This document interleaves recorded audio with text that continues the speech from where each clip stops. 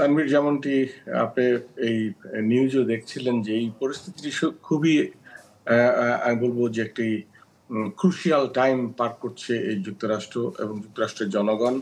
যে বিষয়টি যুক্তরাষ্ট্রের রাজনৈতিক সংস্কৃতিতে বলা যায় যে আমরা দেখি না যে যদিও আমরা জানি যে এর আগে কেনেডি হত্যা হয়েছে, ইভেন রেগানের উপরে হামলা হয়েছে, কিন্তু সাম্প্রতিককালে যে রাজনৈতিক যে ধারাবাহিকতা, যে সংস্কৃতি, যে বিষয়, সেই জায়গা থেকে কিন্তু এটি খুবই চিন্তার বিষয়। এবং বিশেষ করে ডোনাল্ড ট্রাম্প যেহেতু আগে একবার প্রেসিডেন্ট ছিলেন এবং তারপরে তিনি 4 বছর ডেমোক্রেট প্রেসিডেন্ট ছিল, এখন তিনি আবার ক্যান্ডিডেট হচ্ছেন এবং এরই মধ্যে কিন্তু ডোনাল্ড ট্রাম্পের এই নির্বাচনে পুনঃপ্রতিদ্বন্দ্বিতার আগেই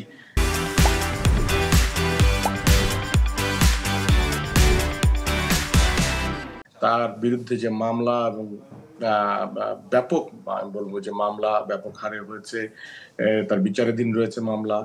এই মুহূর্তে তার পক্ষে সমর্থনও আমরা দেখেছি যে কারণে জো বাইডেন, যিনি সিটিং প্রেসিডেন্ট, তিনি কিন্তু আর নির্বাচনে প্রতিদ্বন্দ্বিতা করছেন না, তার বদলে কামালা হ্যারিস এসেছেন। এই সময়ে এই ধরনের একটি পরিস্থিতি অবশ্যই একটি ভিন্ন রাজনৈতিক পরিস্থিতি সৃষ্টি করেছে এবং বার্তা যেটি আপনি বলছেন সেই বার্তাটি কি তা খুব সহজে অনুমান হয়, তবে ধারণা করা হচ্ছে যে এই নির্বাচনের যে সম্ভাব্য ফলাফল তারই একটি প্রভাব হতে পারে এটি, কিংবা কোন একটি সম্ভাব্য ফলাফলের কারণেই বা বিপরীতেই এই ধরনের কোন ঘটনা ঘটতে পারে। আপনারা জানেন যে এরই মধ্যে যুক্তরাষ্ট্রে কিন্তু একটি ট্রাম্প বিরোধী একটি জোয়ার রাজনৈতিক অঙ্গনে রয়েছে এবং সেক্ষেত্রে তারা প্রজেক্ট 2025 এর যে পরিকল্পনা, সেটি নিয়েও অভিযোগ এসেছে এবং এটি আমরা জানি যে প্রেসিডেন্ট রোনাল্ড রেগানের সময় থেকে আমেরিকান হেরিটেজ এই বিষয়টি নিয়ে কাজ করছে। এবারও সেই প্রসঙ্গটি এসেছে এবং ডেমোক্রেটরা এই বিষয়টিকে একটি অন্যতম প্রধান অস্ত্র হিসাবেও কিন্তু ডোনাল্ড ট্রাম্পের বিরুদ্ধে ব্যবহার করছেন।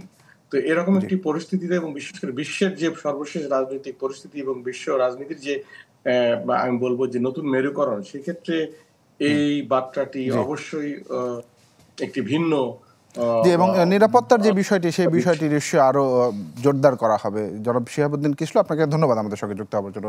দর্শক, যুক্তরাষ্ট্র থেকে কথা বলছিলেন শিহাবুদ্দিন কিসলু।